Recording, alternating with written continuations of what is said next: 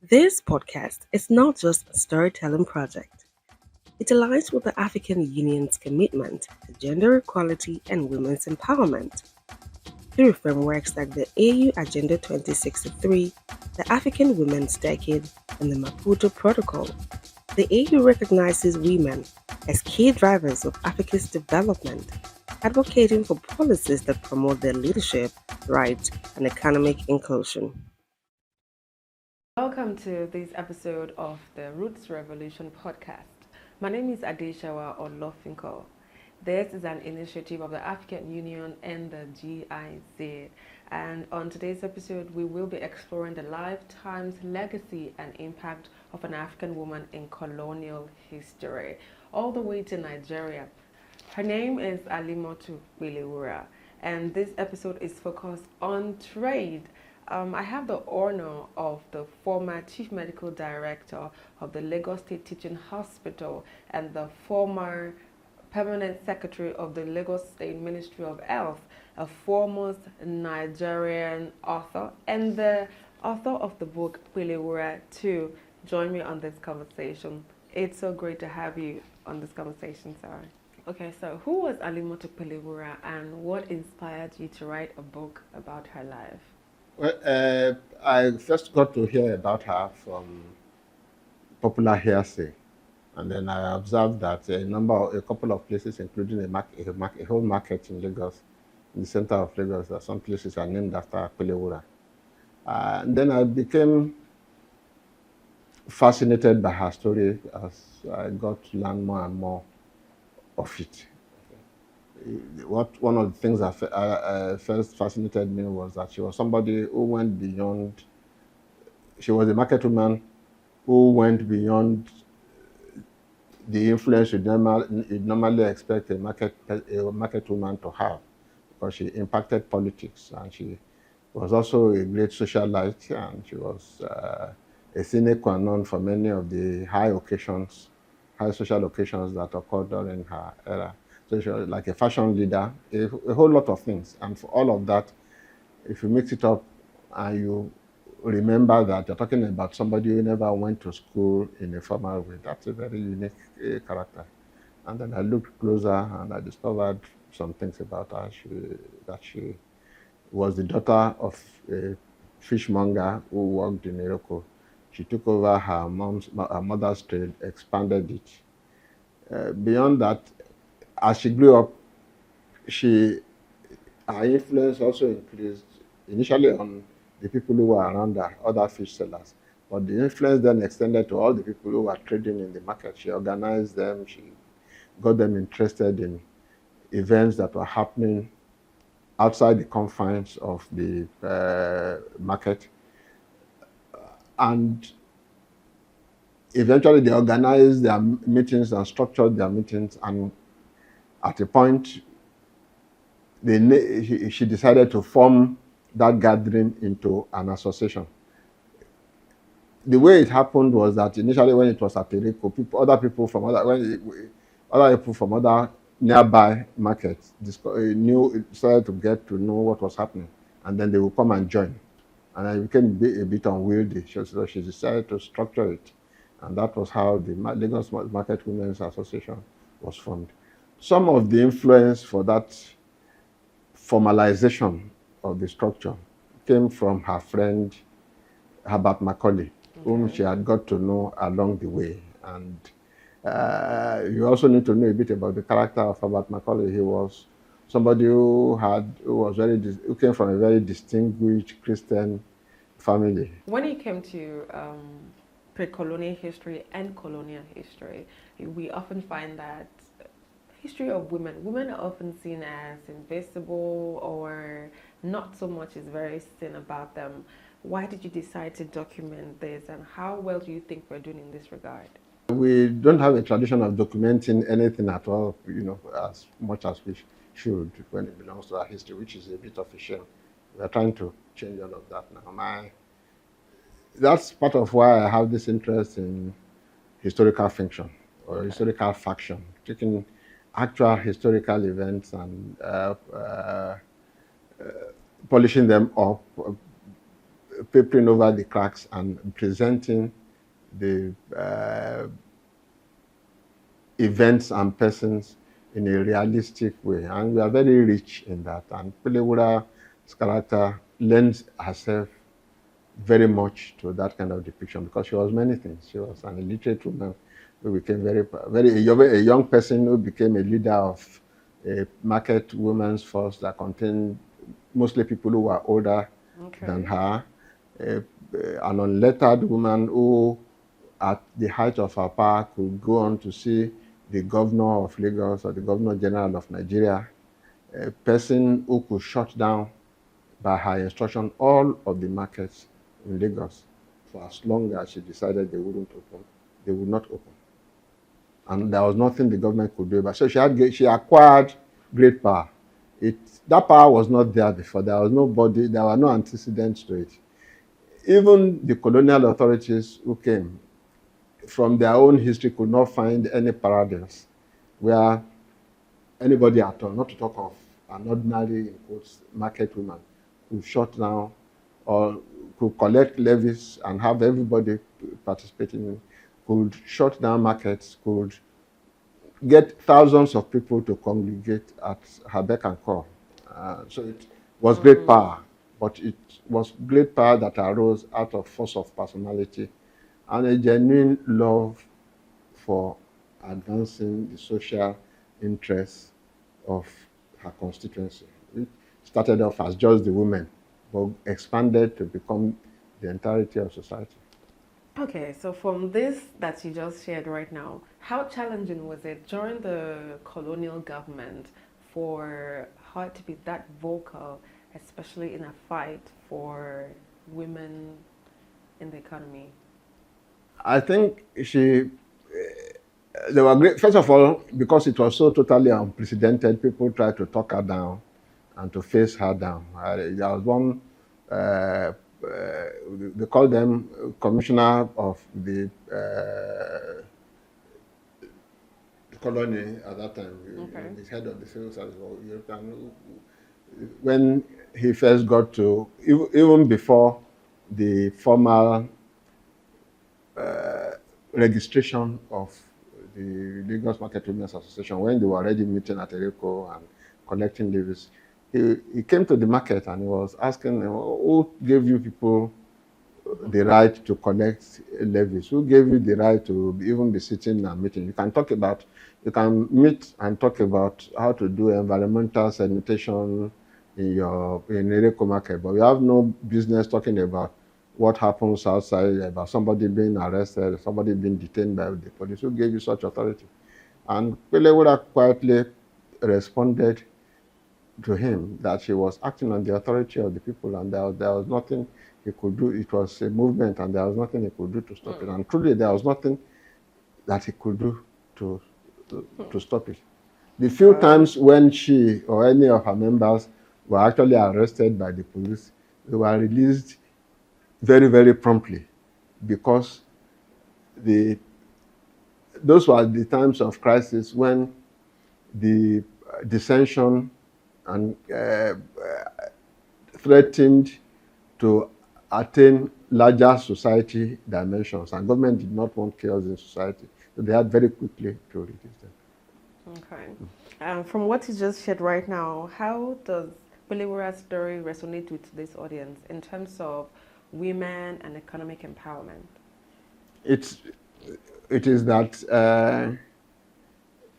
women are not inferior to men in social importance. There's an equality in terms of potential, in terms of social impact, that both in terms of numbers and in terms of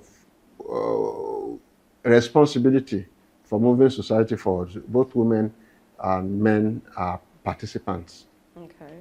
All right, so I'm going to ask you this. I've heard you speak in an interview about your mother, Mrs. Comfort Sabanatu Amoke Olugbile and Alhaja Abibatu Morgaji, and how their influence made you research into history of Pelewura. How well do you think we can do better when it comes to documenting women like this? My mom was a market woman, but She was an international market woman. Okay. It's strange that she plied her trade in the Republic of Congo. In fact, I was born in Congo, Brazzaville. Okay, Okay. Congo. In Congo, Leopoldville, there are two Congos. Okay, Okay. the Congo, which is the present Democratic Republic of Congo. Okay, and my Christian name was actually Leopoldville, which is a name that, of course, that was the name of the capital of the land. And it was after a Belgian despot. Something that I find abhorrent, but that's history. Okay, so she was unlettered, but she was a very strong influence on my life and on the lives of everybody around her, including my father. Okay, but not in an aggressive or overtly assertive way. She was just there and she did things and she made things happen, but she didn't claim credit for them. Everybody knew where those things came from, or many people knew, or many people did not know. But the important thing was that things happened, and I just thought that this was how life was supposed to function. This was how the male and female entities in society were meant to intermingle, in a non-confrontational, non-aggressive way. It was soft power. She, to me, was the epitome of soft power. When, as CMD of LASU, I had the privilege of interacting with Alhaja Mogaji, who of course was known widely in society as the mother of the president. I discovered a whole lot of things about her, including the fact that she was already famous and well known, even before the present president was known by anybody. Okay. So her fame did not derive from him at all. She was an inheritor of the Pelewura tradition. It was part of the thread that led me back to Pelewura, actually. Where did this power come from? How come people in all markets, and this was nothing to do with her son becoming governor or anything, this was much earlier than that. How did people in authority, how did people high and low recognize this person? How could this person make laws that were applicable across all markets of Lagos? That inevitably led me back to Pelewura. That was part of how I found Pelewura. But that's the thread of quiet power. If you had the privilege of sitting with Alhaja Mogaji and talking with her, you'd never know how the time passed. She was very gentle, very affable, very soft-spoken, but she was very powerful.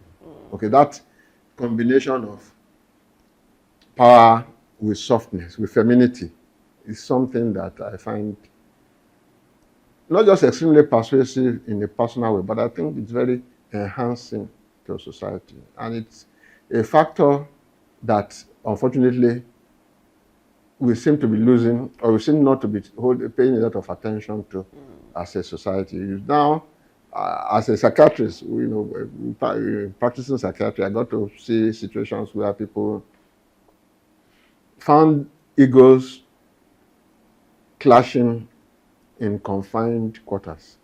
Okay, where mothers then felt compelled to drum it into the ears of their children that they are the ones paying their school fees. Okay, I don't know how that was supposed to make them feel towards their fathers. Okay, things happened where people did not recognize the need or the value of necessity for soft power, and so people don't cultivate it and market it, because I think it's a unique attribute of African women, of powerful African women, that they never stopped being women, and they advertised that and they played the role. I think it's something that I felt could be exported to the world as a counterfoil to some of the, it seemed, because for a long time with the feminist movement, which is feminism is a very justified cause. I mean, women need to achieve equality in society. Women need to we can't write out 50% of the population of the world and pretend only the other 50% exists, because that's a fallacy. But in doing that, you need to find a balance where we are not getting a lot of noise and acrimony. I think people with soft power, highly accomplished people with soft power, are the ones that we should be looking at as models. The Western model often suggests that you have to be less feminine in order to be a feminist. You have to, Want to be a man. you have to address in a particular way or talk in a particular way.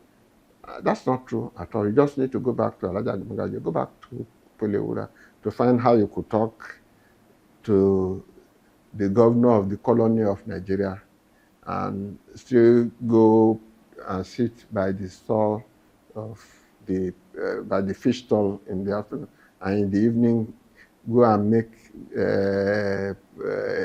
pounded yam for your husband, and not feel diminished in any of the roles, or particularly enhanced by any of the roles. They are just part of a package of a feminine essence that we will be losing. All right. So I'm just going to quickly touch on this. When you said your mom was an international trader and then she traded in Congo, I didn't mean the international to mean it, to put it into an important framework. It just happened that it was across the borders. Yeah, because it just brought me into the African continental free trade area that Africans can trade cross border, and you mentioned that, and that just stuck to me, which is very important also in this conversation. So I'm going to ask you lastly, what do you think young people should learn from women like Pelewura, from women like Alhaja Habibatu Mogaji, from women like Mrs. Comfort Sabana to Olugbile? Moving on. Well, that Africa is one, for instance. I think all those borders that we have are artificial. They were not made by us. Okay. They do not represent who we are. They were made. We need to recognize that people sat in Berlin who did not consult us, and they drew lines, and those lines more or less have defined how we live our lives and the cages within which we live, even up to the present. So they are artificial in their entirety. People should feel free to roam the land and find, and express themselves. That's one. Number two is that people should recognize that they can be themselves and still excel in whatever whatever they are doing. They should excel. And then that street credibility is not made through noise, but through quiet performance. In all of Pelewura was not voted in as Yaloja, although other subsequent ones have had to be voted, and she was acclaimed and acknowledged by her constituency and put in that role. But of course, she had created that constituency out of nothing. There was nothing at all that she defined and shaped that constituency. In return, there was a ceremony at Glover Hall, I think shortly after the Second World War, when the unlettered market women of Lagos, in consonance with now the high hoity-toity, high and mighty Oxford and Cambridge and Edinburgh trained ladies, of whom there were now a great many who were the upper class of it. They congregated at Glover Hall to celebrate Pelewura and to thank her for what she had done for the people of Lagos. And they wrote a scroll. The women put a scroll of acknowledgement written in their own language, which was not very good English, of course, and thumbprinted by hundreds and hundreds of market women, and they handed it over to her in the same. And that's a historical event. It has been great having you on this episode. We have learned so much about history, about the economy in Africa, in Nigeria, all this time. Thank you for the honor of your time, sir. Pleasure is mine. For joining us in this conversation. All right, and that is this episode, Wrap Talk today, talking about Alimotu Pelewura. Join us on the next segment.